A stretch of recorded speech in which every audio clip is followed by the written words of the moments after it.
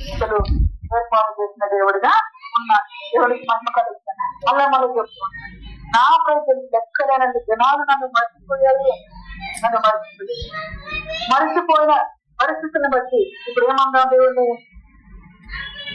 క్షమించమని దేవుడితో అనకూడదు. క్షమించి దేవుడు ఏం చేస్తా ఉంటాడు, క్షమించి దేవుడు ఏం చేస్తా ఉంటాడు, బలపరుస్తూ ఉంటాడు, తిరిగి బలపరుస్తూ ఉంటాడు, తిరిగి కట్టడం ప్రారంభిస్తూ ఉంటాడు, తిరిగి నిలబెట్టడం ప్రారంభిస్తూ తిరిగి శ్రమానికి నడిపించడం ఆయన చేస్తూ ఉంటాడు. ఆయన క్రియ మనలో జరగాలి. ఆయన ఏం జరుగుతుందంటే నీ క్రియ జరుగుతుంది, నువ్వు తప్పిపోయిన దాన్ని బట్టి నీ క్రియ జరుగుతుంది, నువ్వు మరచిన దాన్ని బట్టి నీ క్రియ జరుగుతుంది. ఏ రోజైనా దేవుని ఎదుట మన పరిచయం చేసుకుని నా క్రియ జరగకూడదు, దేవుని క్రియ జరగాలి. దేవుని క్రియ జరగాలంటే నేను ఎట్లా ఉండాలంటే మాదిరిగా ఉండాలి. నేను ఎట్లా ఉండాలంటే దేవుణ్ణి గమనించే బిడ్డగా నేను ఉండాలి. నేనే విధంగా ఉండాలంటే మరి కనిపించే తన ఆభరణాలు మరుచినట్టు ఆమె మరవదు, దేవుని మరవని రీతిగా అని దేవుడి జ్ఞాపకం. ఆ రీతిగా ఉంటే నీ యొక్క జీవితం అనేకుడికి ఏమవుతుందంటే నువ్వు ఫలించే దాన్ని బట్టి ఆహారముగా ఔషధంగా మాట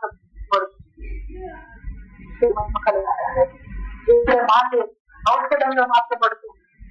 ఏదో వేదంలో ఉంటా, ఏదో దుఃఖంలో ఉంటా, నువ్వు బలపడిన దాన్ని బట్టి మరొకరు ఏం చేస్తానో బలం అంటే వాళ్ళకి ఏమవుతుంది, ఔషధమందినట్లుగా నీ మాట వారికి సహాయం చేసి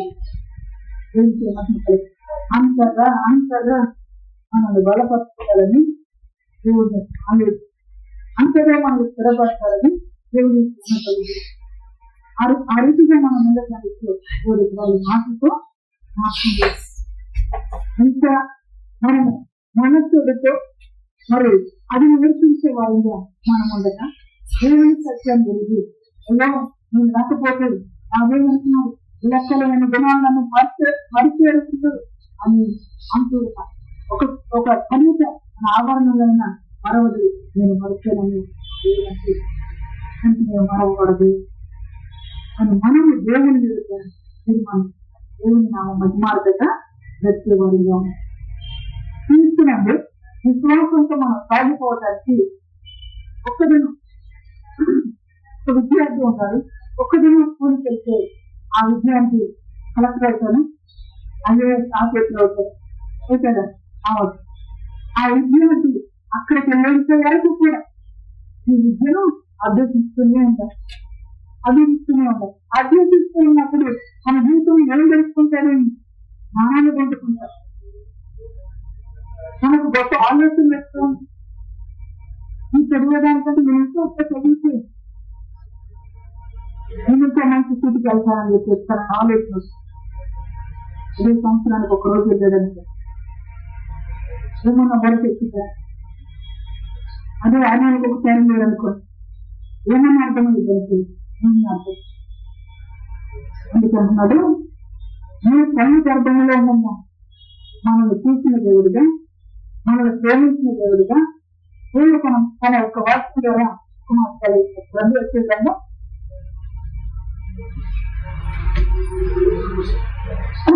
మనకు 6వ అధ్యాయము 6వ అధ్యాయము 3వ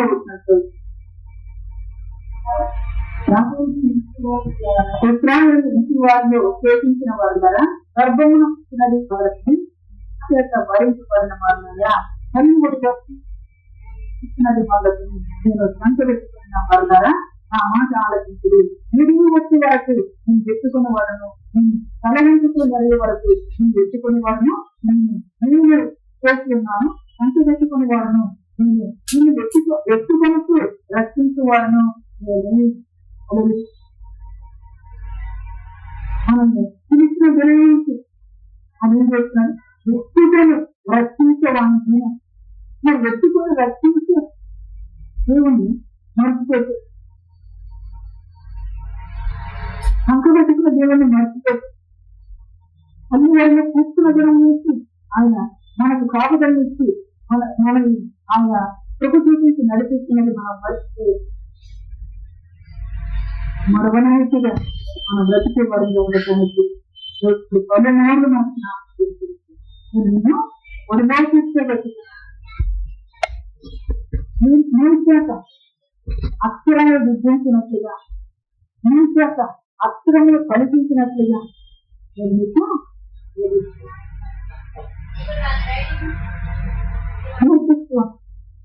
మరి నేర్చుకునే దాని కొరకు మనము సన్నిధికి రావాలా చూడండి అందరూ మంచి అయితే మనం ఈ విధంగా నిలబడితే వాణి తగిలితే మనం ఏం నేర్పిస్తాము వచ్చి ఆయన ఎత్తుకున్న దేవుడు ఆయన సంఘటన దేవుడు ఆ ఎత్తుకున్న దగ్గర నుంచి మనం రక్షిస్తూ కాపాడి నడిపించే దేవుడు ఆయన పిలుస్తున్నట్లుగా నీవే వారికి ఏమైనా ఔషధంగా మాత్రం నీ విశ్వాసము ఔషధంగా మార్చబడుతుంది నీ ఆశలు ఔషధంగా మార్చబడుతుంది నీ కాలము ఆహారంగా వారికి మార్చబడుతుంది మార్చబడేటట్లుగా మనం ఉండటానికి ఏది మాట కాస్తుంది ఆయనకు విరోధంగా మనం ఆలోచన చేసి చేసినట్లుగా అదొక మనరు అరణ్యములు వెలుగుగా అరణ్యంలో మరి వారికి కావాల్సిన సంతృప్తి ఆహార పదార్థాలు లేదు కాబట్టి నన్ను ఏం చేస్తున్నారని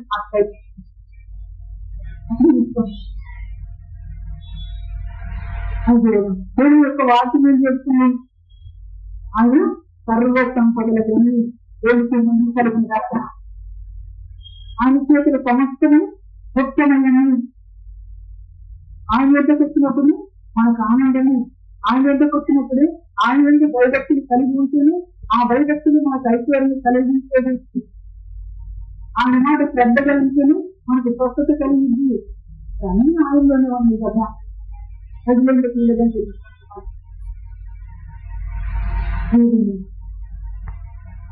కలుగుతున్నాను మనం నువ్వు నిలబడి ప్రస్తుకున్న దేవుడుగా నేను నిన్ను నాట్యంతో అంటే నిలబెట్టుకున్నది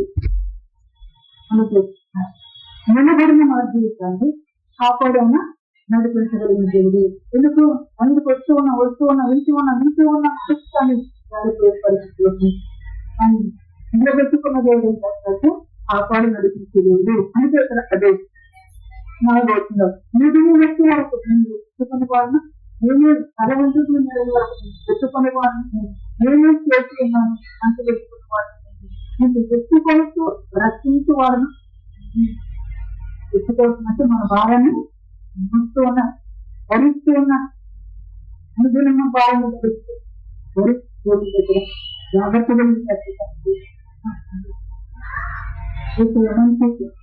ఆయన మాట పొందగలిగిన మాట మన హృదయాల్లో దూరే మాట మన ఆత్మలు మన తీరులు అది ప్రవేశించే మాట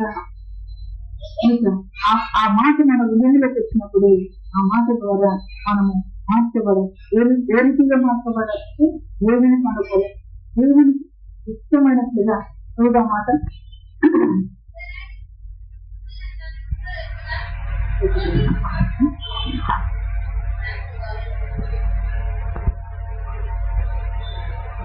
మనకి పేతురు పత్రిక 3వ అధ్యాయం 4వ వచనం చదువు సాధువైన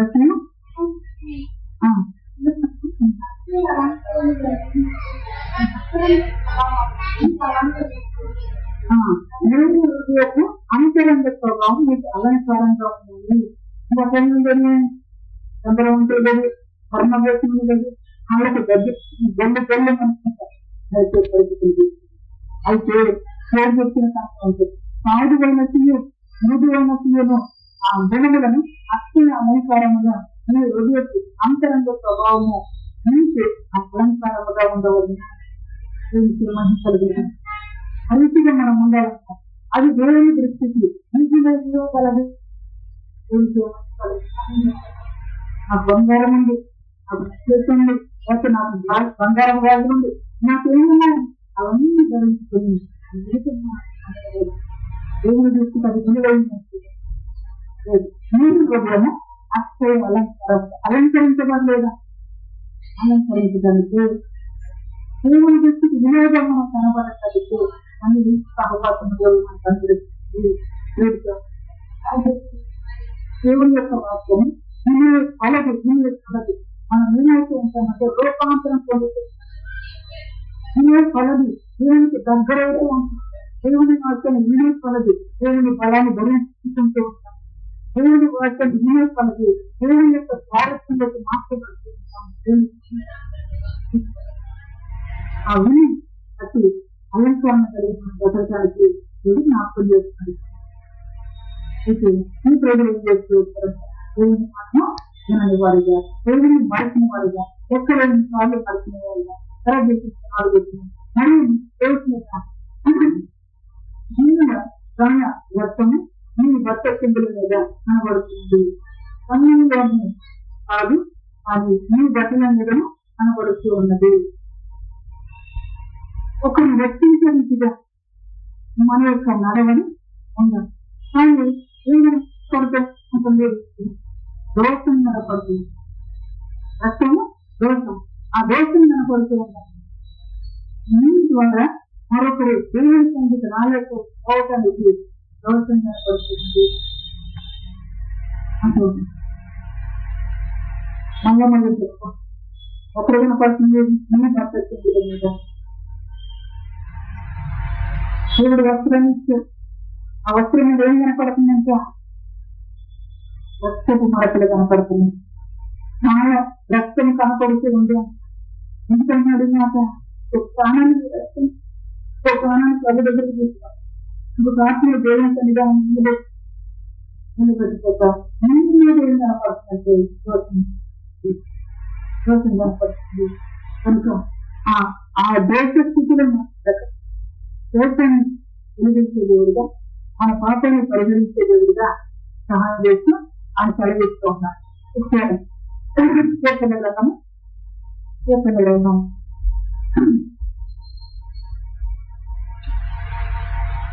103 అధ్యాయము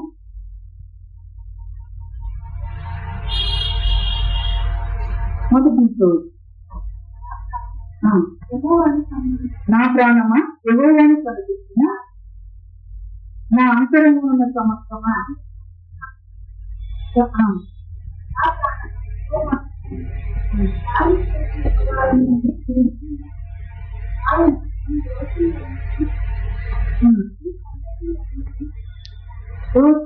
తినేసే దేవుడు ఎప్పుడు అనగా తనని తీసుకొచ్చి నీకు నేర్పించిన దాన్ని నువ్వు మరవక నేర్చుకోవడం ఏం చేస్తుంది?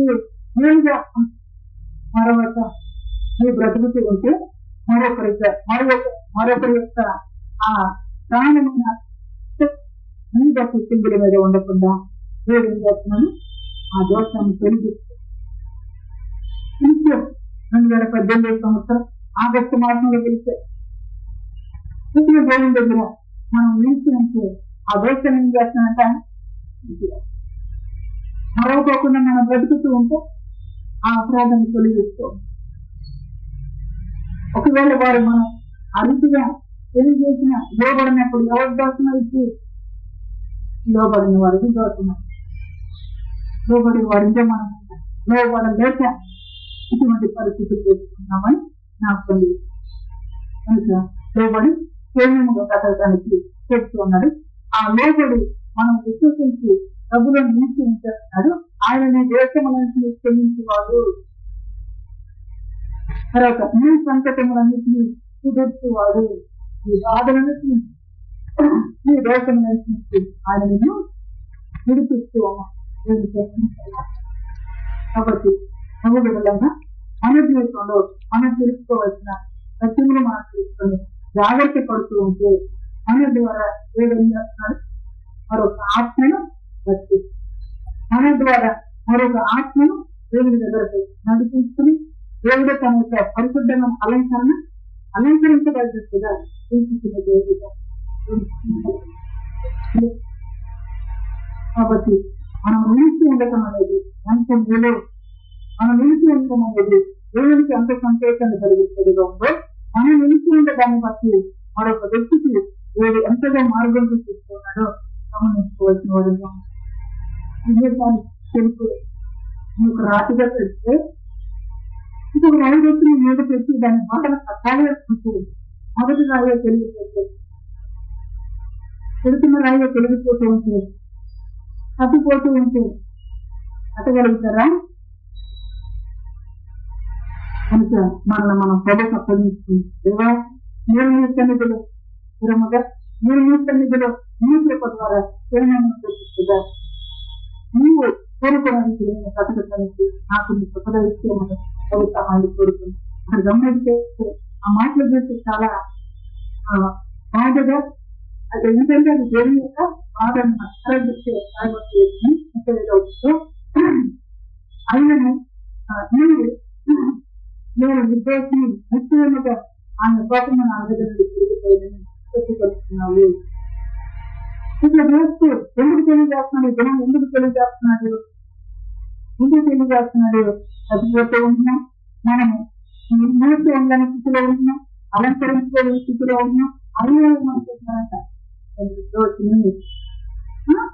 నిశ్చయముగా ఆయన కోపము నా మీద నుండి తిరిగిపోయిందని చెప్పుకొస్తూ ఉన్నారు. ఇదిగో కోపము తెలియలేదండి, మీరు చెప్పులు దాన్ని బట్టి మీతో నాకు రాజ్యం కలిగినది ఇలా ఏం చేస్తున్నారు వాసన చేస్తున్నారు అంటున్నాడు. మీరు తెలియని చెప్పులు దాన్ని బట్టి మీతో నాకు రాజ్యం కలిగిన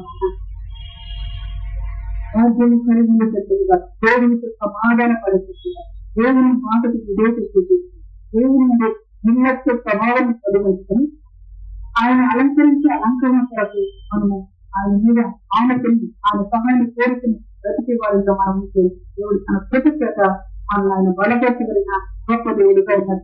ఎంత వరకు వచ్చిందో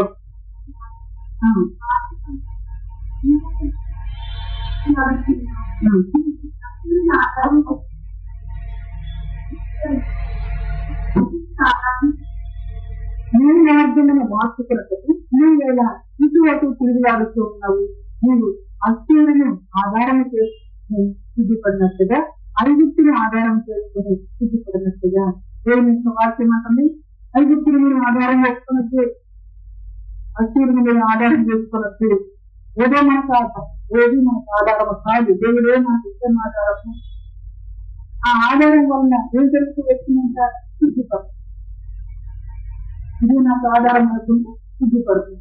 నువ్వేనా సిద్ధిపడుతుంది, ఆధారం చేసుకుని సిద్ధిపడదు. చేతులు నెత్తిని పెట్టుకొని ఆ జనన దగ్గర నుండి బయలుదేరి ఈ ఆశ్రయాలను నిరాకరించుకున్నాడు. వాటి వలన నీకు కలగదు.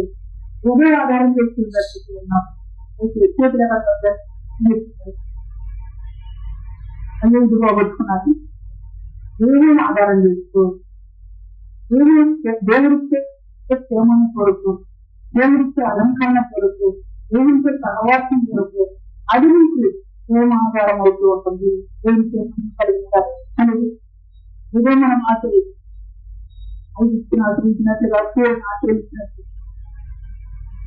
అక్షరు బలాన్ని ఆచరించిన లేక ఐగుప్తు బలాన్ని ఆచరిస్తున్నట్టు కేవలంలో మనం ఆచరిస్తే అది మనకు క్షేమము అలవద్దు అని దేవుని లేఖనం కలిగి దేవుని మాటకు చూపించి దేవుని ఎదుట క్షేమముగా బ్రతుకులుగా ఆమె తనది ఏడు ప్రతి వాక్యాలు మన ఇంటికి జీవించలుగా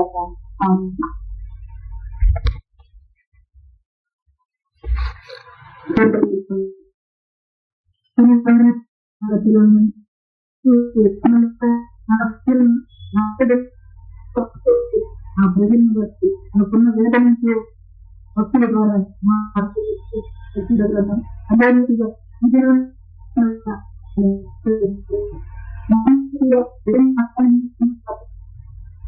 ఆధారభూతుడైన దేవుడు ఇచ్చేవాడు లెక్కలు